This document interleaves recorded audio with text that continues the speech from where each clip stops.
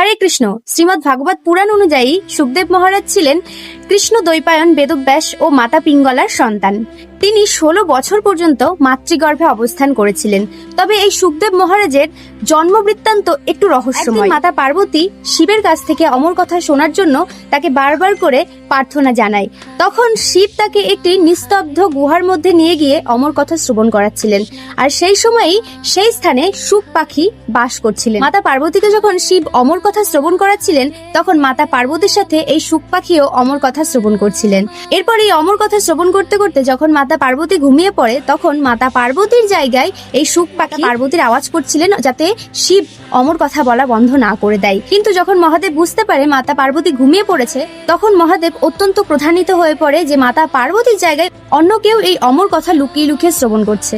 আর এই বিষয়টি যখনই সেই সুখ পাখি বুঝতে পারে, তখনই সেই মহাদেবের ভয়ে দ্রুত পালাতে থাকে। কিন্তু মহাদেবের ত্রিশূল থেকে সে কোনো প্রকারে বাঁচতে যখন না পারে, তখন সেই সুখ পাখি পিঙ্গলা অর্থাৎ ব্যাসদেবের পত্নীর মুখ গহ্বরে প্রবেশ করে উদরে চলে যায়। পরবর্তীতে এই সুখ পাখিটি সুখদেব মহারাজ রূপে জন্মগ্রহণ করে। যেহেতু এই সুখদেব মহারাজ মাতৃগর্ভে প্রবেশ করার আগে অমর কথা শ্রবণ করেছিলেন, তাই তার মধ্যে এই জ্ঞানটা ছিল যে সে যদি এই ধরাধামে অবস্থান করে তাহলে তার মধ্যে মায়া এসে যাবে, অর্থাৎ তার মধ্যে মায়া প্রবেশ করবে এবং সে ভগবানের কথা ভুলে যাবে। তাই সে মাতৃগর্ভ থেকে বার হতে চাইছিল না।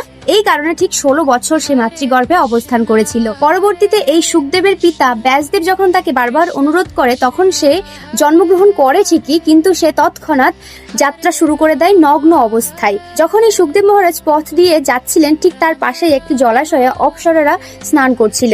সুখদেব মহারাজকে দেখে তাদের একটু লজ্জা লাগে না, কিন্তু যখনই তার পেছনে ব্যাসদেব সেই রাস্তা দিয়েই যাচ্ছিল, তখনই অপ্সরারা সেই ব্যাসদেবকে দেখে অত্যন্ত লজ্জা পেয়ে যায়। ব্যাসদেবের মনে তখন কৌতূহল আসে যে সুখদেব তো অত্যন্ত যুবক, তাকে দেখে কেন লজ্জা পেল না, অথচ আমি তো একজন বৃদ্ধ, আমাকে দেখে কেন লজ্জা পেল।